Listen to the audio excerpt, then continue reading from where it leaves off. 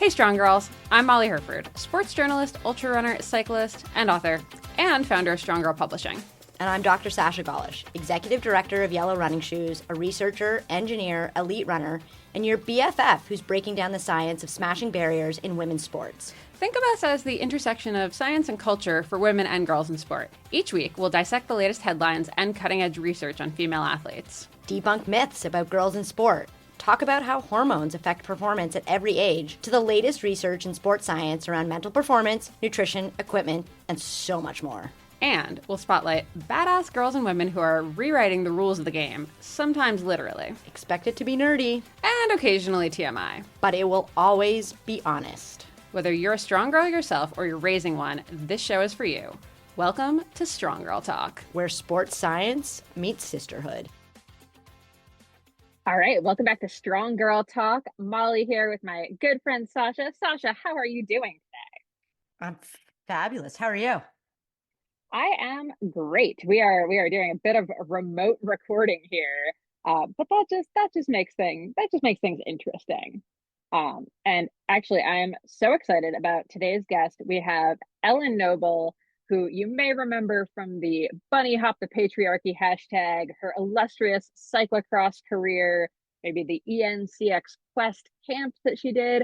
I mean, actually, Sasha, because I was team manager for Ellen. I worked with her on the Quest. I have all of this kind of history with her. But when I mentioned having her as a guest, you fangirled hard. So how did Ellen come into your space? Because running cyclocross, not always exactly the same, overlap of people. No, but for all my running friends, cross training wise, cyclocross is totally a safe, great way to do it. I love watching cyclocross. I loved watching Ellen not just challenge courses, but challenge societal norms. And so I think what, drew me as a, fangirl, and oh my gosh, total fangirl, was just that she had the courage to speak up when she saw things that weren't right. And, Ellen spoke up in a time. I mean, you were there when it wasn't cool for women and girls to speak up. And, I think what I respected most is how she handled the vitriol, right? People said really, really mean things about something that was so true. And it was just that they were uncomfortable. So I got into following Ellen because she was changing the world. Yeah. And I mean, I'll say, kind of being on the inside looking out and seeing her react in real time to some of that negative feedback and stuff at such a young age. Like, I cannot stress how impressive it is that she never really wavered in her commitment to it. In fact, really just doubled down. And it's very cool to get to talk to her now. And, this is all 8 years ago that a lot of this was happening, and to get to kind of talk to her and have her reflect back. We just had Misha Powell on talking about role models, and I think she and Ellen are actually very similar ages, and getting to kind of hear both of their stories, they have such different ways that they kind of see it and are looking at it. And I think both have so much valuable takeaways and everything, and it's just very cool to hear her reflect back on it now. Mm-hmm. And I forgot how young she was, right? Such a maturity. And she handled it with such a maturity. And she handled it in a fun way that made a lot of us lean in. And, same with Misha, right? She does the same thing. So I'm really excited for people to listen to our conversation. I'm really excited for people to listen to me fangirl over Ellen. Which you do hard, I'm not gonna lie, but it's adorable and I love it so much. And as we said in this episode, I think we're gonna have to bring in Fangirl Fridays as a potentially a regular thing. So if anyone has their own fangirl moment that they want to share, actually if anyone even has memories of Ellen and they want to leave us a voice memo over at either of our Instagrams at Molly J. Herford, at sorry Sasha, I've now blanked on your Instagram handle. Escalish Runs? It is, but it might be Sasha Golish in the shortcoming. We'll put it in the show notes, or DM us over at Strong Girl Publishing. Send us a voice memo of who you're fangirling over, or your own Ellen Noble fangirl stories, and maybe we'll include them in a later episode. But for now, enjoy this chat with Ellen Noble.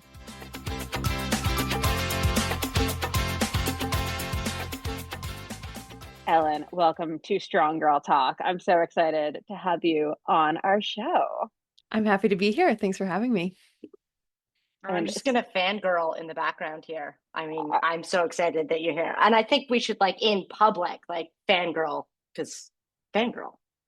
Right. I it, mean, it I think we all need to be fangirling a lot more. It really speaks to the, I think, level of feminism that we're all trying to achieve of like celebrating each other loudly. So I'm gonna fangirl you too as well. I know I just met you 3 seconds ago, Sasha, but I'm gonna fangirl both of you because if you're a friend of Molly, you gotta be like, you know, pretty stinking cool. So yeah, I'm it's fangirling you guys too.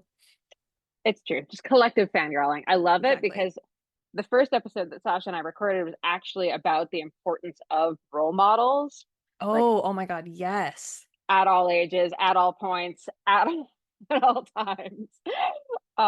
And that's part of why I wanted to have you on is because you and I have such a long history. I mean, I it feels so long ago that, you were literally a teenager when we first started working together, when you were racing at this ridiculously high level in this sport. You were doing so much, kind of behind the scenes in terms of equality and feminism, even back then. Um, you were, running this camp for even younger girls, which I still think about, just like being the horse watching the dog, and then like Me and Claire talk about that all the time. Claire, who came to the camp, just turned, this is too much of a diatribe, but she just love it. turned like 22 or 23. And I'm like, congrats, you're officially the age that I was when I was running these camps. And she's like, no, who let you do that? Like you were a child. You are the horse in charge of the dog. But I had you No, I for a think it was couple of the worse. years. I think I was the horse, you were the dog in that situation. Like none of us had any business doing that. I was Right, that's not true. Because prepared you for were that. about I think you were like my age now at that time. Like, yeah, it was. It was wild, wild times. But honestly, I look back on that so fondly, and I'm, kind of sad that I don't see more of that, like kind of grassroots type stuff happening, Mhm. in this day and age, if we will. So, okay, before we like dive, we've already dove deep, but let's come slightly up for air. Ellen, give us just like your quick background, like how you're kind of like, how do you explain to your people what it is that you've done in the last decade of sport here and where you are now? Okay. I am a former professional cyclocross and former professional bike racer. I've raced all of the disciplines professionally. And I was like a multi-time like national champion, inaugural World Cup overall winner in the U23, world championship medalist, like, you know, the works. And then in 2021, I kind of retired. I called it my sabbatical. I took a big old break from bike racing. Didn't know if I was ever going to get back into it for a multitude of reasons. And then last year, at the beginning of 2024, I said, all right, to hell with it. I'm doing it. I'm going to regret this if I don't. And I've gotten back into bike racing since, and it's so much harder than it used to be. Um, in a way, because it's just hard once you get out of shape to get back into shape, but it's been this amazing process. And I guess all the while, especially during like my initial foray into bike racing, yeah, I was just always trying to do other stuff. Like I've just been super passionate about young athletes and mentorship and role models, to tie it back in. So I had the ENCX Quest, which was a cycling camp geared towards later junior and U23 athletes. For 2 of those years, Molly and your husband Peter were my two like amazing co-coaches. And so I've just always tried to do yeah, kind of like giving back and trying to be the person that I needed in the sport. Yeah, I unfortunately don't do as much of that now because I'm not making a living doing bike racing, so I can't afford to also do 15 other things. My 15 other things are jobs, but I would love to have that opportunity to do it again one day. One day. One day. ENCX Quest will make a comeback. I'm there for it. Yeah. And we'll finally be old enough to really feel comfortable with the level of responsibility that we have. Just as the oldest person in the room, the answer to that question is no, never, Yep, never feel never. like you've grown up. Yeah. Just, but oh my gosh, as we're like the three of us are sitting here and like I'm the runner who's like, well, I understand what cyclocross racing is. Um, most of our listeners aren't. So let's Oh, just like asterisks. I mean, you're the expert here. Can you just tell us all about it? Right. Cyclocross is a discipline of cycling that's like a kind of a hybrid sport. So it's very popular in Europe as like a different kind of vibe in the US.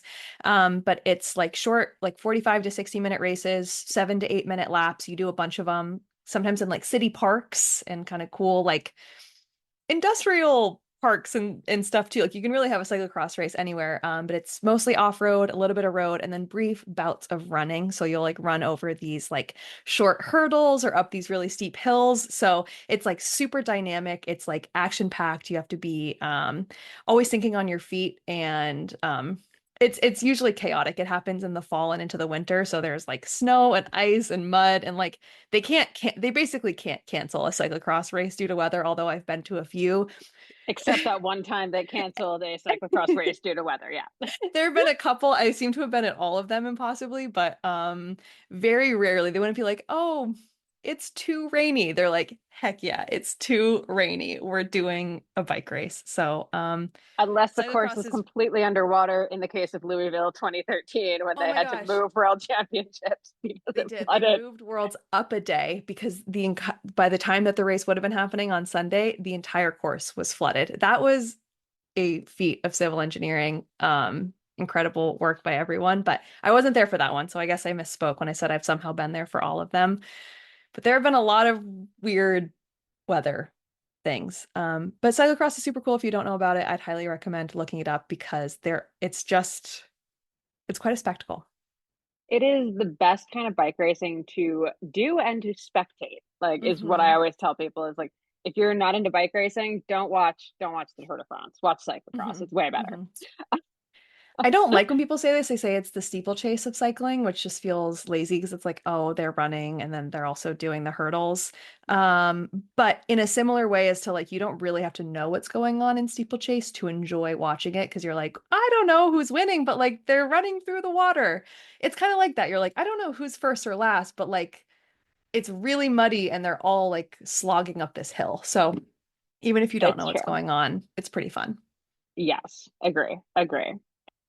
Okay, so I was thinking about this as we were prepping for this talk, and I realized you had some of your best results before you were even legally able to drink. And I Yeah. know this because I was with you the first time you were legally able to drink. We were in Paris. It was very fancy. Um, but looking back, from this like, advanced age of experience that you have now, how do you think the early success impacted you? Like, was it positive? Was it negative? Was it a little bit of both? I can't imagine that it was easy. Now that I look back and actually think about what your life must have actually felt like, that must have been so hard. It was weird. I look back now, I talk about this a lot, like with my boyfriend and stuff. Like I didn't have any coping mechanisms for anything. And like cyclocross is like a relatively mature sport. So, like Katie Compton was like one of my big rivals at that time, and she was like 40. Like she was like in her late 30s. I think she turned 40 like right around the time that she started to like phase out. So like that's a good point of reference as I was like 19 going on 20 around the time that Katie's like in her late 30s. So like that's kind of the sport. Same thing with Katarina Nash. So I was like pretty young. And I just look back, it's like I had no point of reference for like what I should be doing or shouldn't be doing. And I think about like all of my mental health stuff that I was dealing with that I just really yeah, I've made a lot of progress on now, but like, in terms of body image and that whole can of worms, yeah, that was really difficult and I think it was like definitely unique and had its own challenges growing up kind of in a sport like that. But it's also, yeah, I think that it's skewed how old I feel like I am now. I retired in 2021. So I think I was like 25 when I like retired. Um, and now I'm getting back into it. I'm 29 now, and I'm like, oh my gosh, like I feel like I've, because so much time has passed. I'm like, well, I guess by that definition, I'm old. And it's like maybe I'm too old for this. And then speaking of role models, a lot of the people that I'm very like fascinated by now are the people who maybe are on the older end of things, who are breaking records, breaking their own records, surpassing what they thought was possible, doing new challenges, pivoting, all of that. Like, I love we all love like an overnight success story or whatever, but they're not the stories that are like getting me out of bed in the morning. Like I look at someone like Gwen Jorgensen who had two kids and then still went back to like crush on the triathlon front. And she's just one of like many examples that those are the stories I'm more inspired by now because they're the ones that I need. Um, so I don't know if that directly answered your question. Yes, it was interesting. I don't regret any of it, but yeah, it was weird to grow up. I think mostly to be so in the spotlight at such a young age where I didn't know who I was at all. I didn't really know anything about myself, but all of that was like being broadcasted to people. So like learning all of the mistakes of your 20s, but everyone else is privy to them is I think that would make a lot of people feel like a little afraid. Yeah, all Yeah. the yeah. Yeah, just a little. But I mean, you weren't just growing up in the spotlight, you were also very vocal in the spotlight, right? Like you Mm. had the bunny hop, the patriarchy. I have such a intense recollection of, the like ire that you incurred online from that one Mm. race in Iowa where you Oh were, my God. racing with like Yeah. a slightly unzipped jersey and Mm-hmm. Mm-hmm. heavens, your sports bra was on display and it was Yeah. like just national post level like internet obnoxiousness. How on earth did you handle that at that age? And like you didn't just handle it, you still kept being loud about it. And I think that's Yeah. something that is so impressive to me, especially like looking back at it now, just being like, oh shit, no one else was like having those discussions then.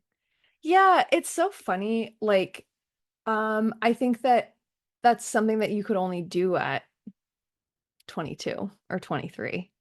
Like, I was so loud and I was so snarky and I had so much like sass to give. I'm like not like that now. Like, I'm not nearly as online. I'm not nearly as public. The conversations that I'm having politically are with people that I know personally, and I'm like more involved off the internet. Whereas like everything was super, super duper public at that time. So I look back at some of that stuff, like with the sports bra situation, where there was a lot of discussion about my boobs. And then I'm just like I don't know what would happen now. I probably would be like piss off and then like log off for a couple weeks. And by the time I came back, no one would be talking about it anymore. So yeah, I don't know. It just feels like the situation that was unique to that age where like you just have more energy and you have I don't know if I'm allowed to swear, but when you have more fucks to give, I don't know. Like I don't have that anymore. And I also have like a way more complete life. Like I felt incredibly lonely back then and felt like no one understood me. And, I was like away from my family and I didn't have that same support network. Like, I mean, like if it wasn't for you, Molly, like, I mean, we were really just, I was just like kind of floating around in the world and occasionally you'd be there. And then a lot of times I'd be on these like solo training camps, just by myself, like in Georgia or something. And yeah, now I have like people around and I think that's the conversation, right? Of like that your 20s can be really hard and then like your 30s you start to like is that's kind of at least that's what people told me and I'm starting to experience that. Mm-hmm. I think Sasha's giving me a look that I'm like, I don't know. I guess I lived my 20s and my 30s too then. But that is a thing. Yeah. so, okay, I got to jump in here with I got to go researchy. So, I mean, one of the reasons I'm such a fangirl of yours is the bunny hop, the patriarchy, Mhm. right? The UCI, right? The Union Cycliste Internationale, right? It's this French body. It is known, right, for being very much a patriarchal kind of organization. Interestingly enough, they have a gender equality policy, which actually isn't Mm. a norm for an international federation. So let's celebrate that. But Mhm. at the same time, actions speak louder than intentions, Mhm. right? And so, one, I think regardless, you were pretty instrumental in some of that happening, right? If we look at, that policy came out in 2021, they engaged with some programming around gender equity and equality. And I am absolutely nerding out on equality and equity and parity in another episode one day. But you were instrumental in changing that. And, we're here now. Molly, I'm diving into we're going into this topic about 60-60. So, one of the things that I was always curious about watching cyclocross, so I love it, by the way, as a runner, I was like, I'm going to go train. Not if you don't know how to ride your bike and you're a runner and you're looking to not get injured, don't start there. Just so we're clear. But men's and women's races were not the same length. Yeah. And I can't help but think that all of the work that you did was instrumental in changing that. So take us through some of that history and your lived experience with it. Yeah, I mean, I appreciate that. I feel like that's, a little bit of an overstatement. I yeah, I mean, I think like all I can really speak to is the unique experience of coming into the sport at a time where like some of the real like OG cyclocross racers were still racing. So like if you look at like Helen Wyman and Katie Compton and Caroline Money, who is still racing, just retired. Um, like they were really some of like the first women in cyclocross to like really like dedicate themselves to cyclocross. And of course I know that there was like an older generation, but really like the like Katie was, I mean, one for so long. And it was really unique for me to come into the sport and like make a living off of cyclocross. And that was something that like couldn't have been said for the previous generation. So like, I'm kind of drawing a blank on some of the other names, but like I'm gonna keep referencing Helen and Katie that like they had to be so like they had to find other ways to support themselves in bike racing. Like, and then all of a sudden I came in and I was making like good money on a salary. And like I was a Red Bull athlete. I was like one of the first, I was like kind of technically the first cyclocross athlete that they ever signed, like just for cross. And like that was such a huge paradigm shift. And so the amount that the sport changed in such a short period of time, where it went from like this fun hobby that people could have that they like had to be able to support themselves if they wanted to pursue their passion, to all of a sudden like a full-time career for me, was not lost on me. And now like, there's a minimum pay with the UCI for road and for women. And like, I know a ton of women who are making way more than I ever did in bike racing, which is super cool because like it wasn't that long ago in the grand scheme of things that I was like one of the, what I believe was like one of the first like really like highly paid cyclocross racers, cyclocross females, women. um, so yeah, I mean like the bunny hopping thing, like as far as it pertains to policy changes, I can't speak to that because I was never in those meetings. I wasn't sitting down with the UCI, and that's kind of why I said, Sasha, that like I think that it's a little bit of an overstatement. I wasn't sitting down in the meetings with the UCI and being like, how can we achieve equality? All that I really had the ability to do as basically the child that we're discussing was hopefully change some of people's perception. Like UCI, I don't know, but like if there are some cyclocross fans who were watching and they were like, oh, I have misassessed the badassery of the women's field, and they could like change that change their perspective. Like I think that's what I was hoping to do. Because I was getting pissed. I was like, like there was just this belief that like women couldn't do certain stuff. And like how archaic is that? Like, this was like in the year of 2017, we still think that like female bike racers can't do X, Y, or Z. I was just like, no, that's total BS. Like, and I just thought very highly of myself. I was like, well, I'm sure I can do it. And I could. I'm like, well, I mean, to be honest, I was looking at some of the guys I was riding with. I was like, well, if they can do it, I'm sure I can figure it out. And I did. Um, so yeah, I think that it was maybe more of a like of a social thing than like than a uh a rule thing or a policy change. But yeah, definitely. I think both Sasha and I just unmuted to be like, yes, but you can't have policy change without that social, upswell. And this is why we're Yes. co-hosts. Yeah. So yeah, I think you do still get to pat yourself on the back a little bit with that one, even if you weren't in the boardroom. I think you are part of the reason the meetings in the boardrooms were happening for sure. Well, I Uh, appreciate you guys. You're really gassing me up now. what we're here for. This I'm is, kind of like regretting what I said about loudly fangirling. So I'm like, wait, oh not my really God, about me. not this loud. Not this loud. Volume down. Oh my God.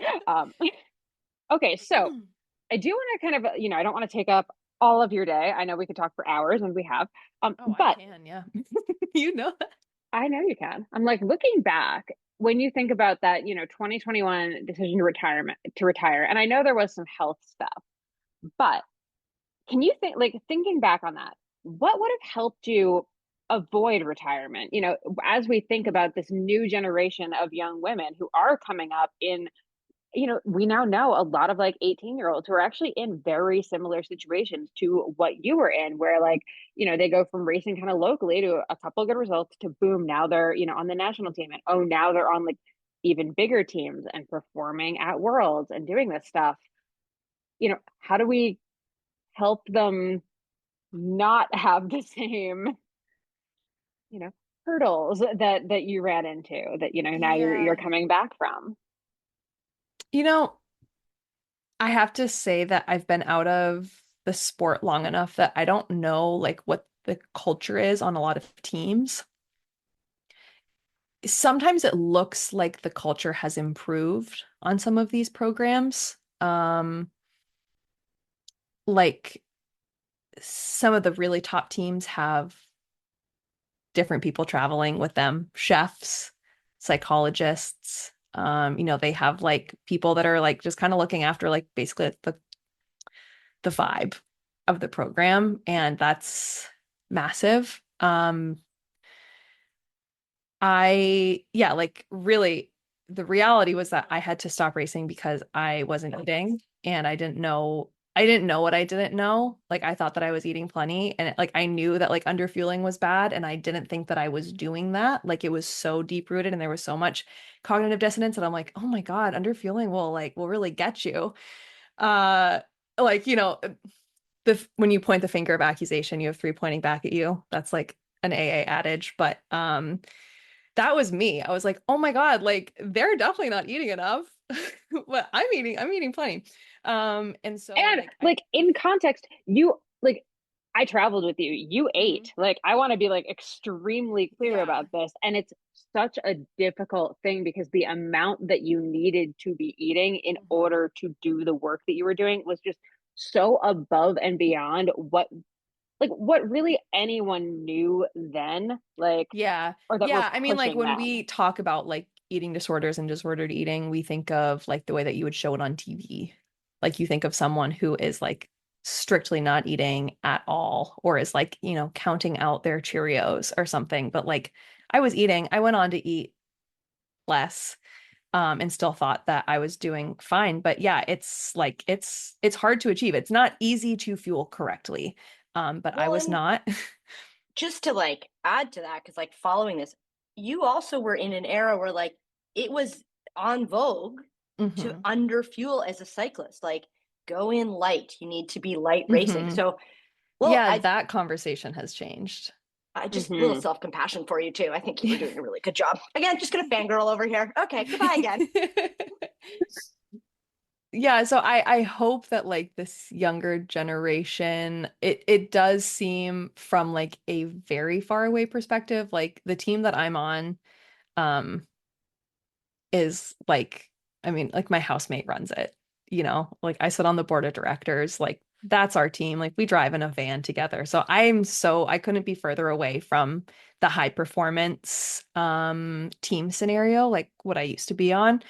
Um, so I'm hoping that that has changed, but yeah, I also think like what could help this generation of riders not make the same mistakes, I guess, is like continuing to talk. Like social media was booming when I was racing, and like we've really settled into like, there was a time when people were like, "Oh my God, you're the only racer talking about this." And now, even if I got back online as much as I was 5, 6, 7 years ago, I'm not going to be the only person talking about it. Like, so many people are talking about whatever their own thing is, whether it's fueling or mental health or TBIs or injury. And, it's amazing. Like, that vulnerability has become so much more commonplace. So I think that's what I hope for this generation. But yeah, I mean, like really, really specific to me, it's just like fueling is really hard to do right. It's very easy to do wrong. And in our sport, in cycling and in running and in a lot of high performance sports, weight is a very hard subject to talk about and not let it like permeate. So yeah, I hope that those conversations continue to happen and teams continue to like help their riders holistically and not just try to squeeze out every drop of like of results that they can get. Like when you have a happy and healthy rider, that's when you get the best results. And I do believe maybe optimistically that that shift is happening. God, I hope so. Yeah. Yeah. I remember, yeah, when you were, looking at different team options, a couple of the conversations we had in Belgium with some of the team owners and managers back then. It was distressing, I'm not gonna lie. Yeah, yeah. It was like we expect you to get amazing results, but we're not going to do anything to facilitate that. In fact, a lot of what we'll do will make it hard for you to get good results. Like we don't have a lot of like very high living standards. We don't want you to travel home to see your family. We don't want you to race domestically. We want you to like live over here. It's very isolated and like they don't provide any sort of support to help like the mental aspect. I mean, I do think that the mental health discussion and like the mental performance discussion has skyrocketed even in the last 3 to 5 years. I don't think that there's any going back on that. So like that's great. So at the very least, there's that. But yeah, there used to be this weird, like we were trying to like squeeze juice from a stone. It's like we want you to pedal really hard and race really well, even if every other part of your life is just like depression central. Yeah, yeah, 100%. Okay, before we let you go, how has the comeback been? Like, were there any surprises? Is it as hard as you expected? Is it easier? Like mentally, is it easier? Just like how has it been? Ugh, it has been incredible.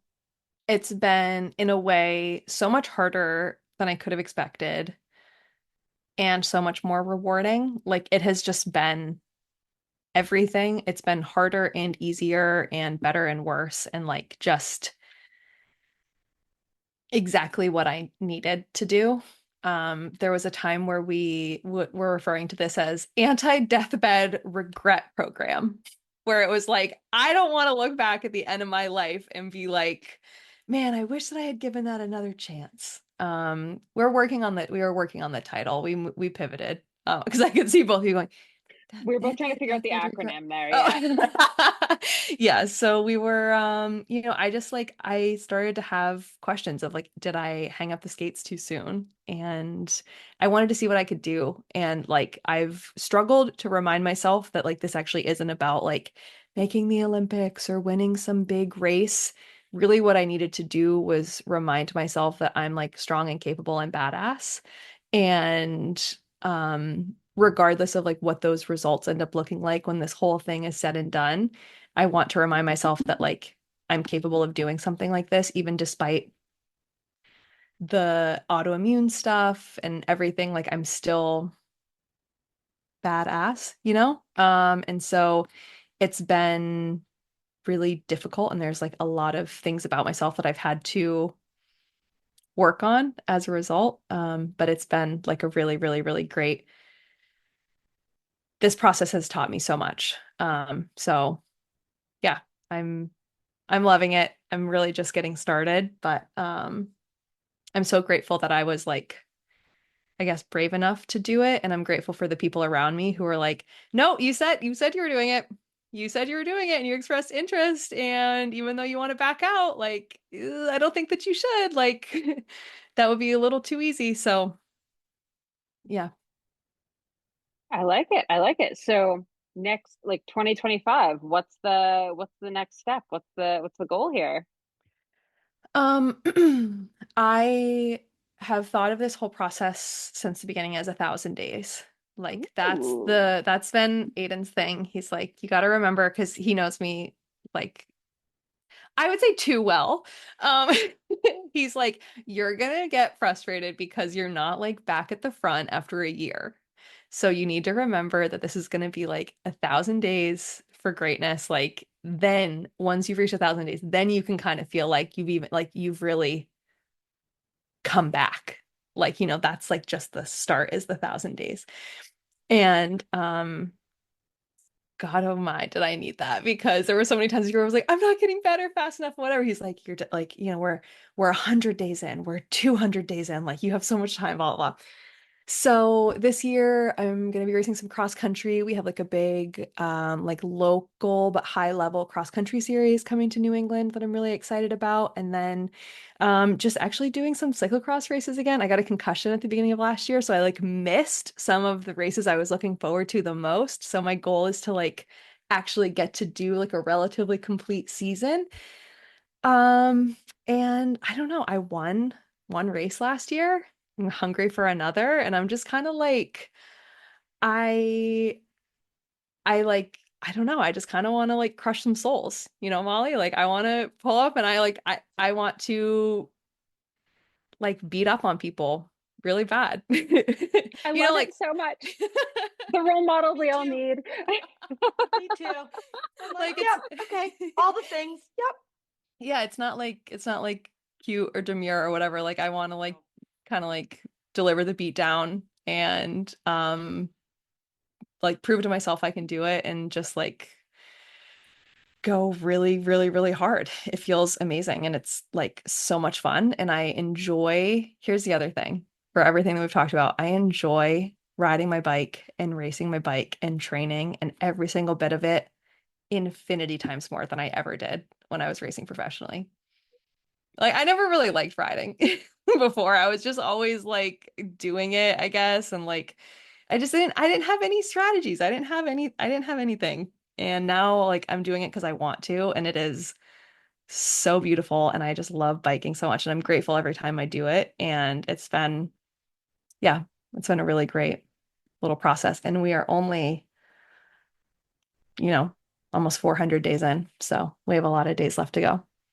Do you have like two different calendars? One that's like counting up where it's like you're feeling really good, and then one that's like counting down where you're like, only 600 days left. Well, I feel like that constantly, because I'm like, oh my God, I'm about to turn 30, and I like have all these other things that I feel like I should be doing, and like the Olympics in 2028 and whatever. And then I'm like, no, no, no, no, no, no, no, no, no. We're good. We're just one day at a time. I You love got it. to I take love your it. own advice, right? Yeah, When you have a happy and healthy rider, you get results. exactly. It doesn't matter how old you are. If you're happy and healthy, like Yeah, would I tell my friends that are in their 30s and in their 40s like, "Oh, it's over for you. You should give up." No, but like I'll say that to myself. I'm like, "Oh my God, 29." We just I'm unlearning some like old school cycling mentalities, okay? I can't help it. I mean, like we're very lucky, the women in cycling. Like I can name 10 just right off the top of my head who Mhm. not only performed in their late 30s and 40s and 50s, but were like still winning races, are still winning races. You're And like, "You'll it's, slow down eventually, right?" And Katarina Nash is like, "No. No, I literally won't." Yeah. yeah. And I'm pretty sure Laura Van Gilder could still destroy me in literally any race. Oh my gosh. Um, Yeah, I mean, Laura was winning like well into her 50s. I mean, I think she still is, but like I think she was winning UCI races in her yeah, 50s. Yeah. yeah, exactly. So yeah, Oh my God. I think you're good. Only an upward trajectory from here. We're great. We could have like a fangirl icon role model episode where we just talk about like the women that we know I in love it. we'd have to have some parameters like okay, today we're only talking about cyclocross or like we're only talking about like we need some parameters or else it would be way too much, but like all right, you want to talk about Laura Van Gelder? Cool, let's talk about Laura. Let's talk about boom, boom, boom. I love this. I think we might have to make this like a recurring episode thing of just like Fangirl Friday, like once a month, where it's just like I brought like six with me. We're gonna talk about them and just It's like the anti like celebrity gossip podcasts where it's like we're gonna talk about you, but in like a celebratory way. way. Yeah, Yeah. we're just really excited for you. I love it. Yeah. I'm All into right, that. so into it. Ellen, you're gonna have to come back for that. But I before we can't wait. go, tell everyone where they can find you and follow along with the comeback journey. Oh yeah. Not a ton to follow along with these days, but if you're into occasional biking posts, house remodeling content, and mostly my dog, you can follow me on Instagram at Ellen Likes Bikes. That's kind of the only place. And if you want to get in touch with me and chit chat via email, you can message me at ellennoble.com. And if you're in the Northeast and you want to do an awesome bike ride that I help put on and that I will be at and bike with you at, you should come to the Grand Fundo on July 13th in Covington, Massachusetts.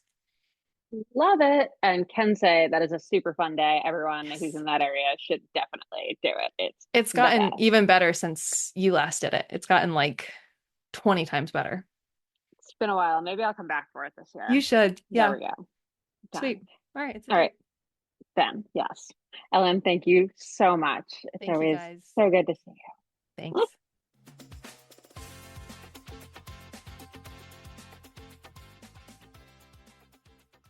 Thank you, Sasha. Thank you for the great questions. And thanks everyone for listening. Make sure you follow along over on our Substack.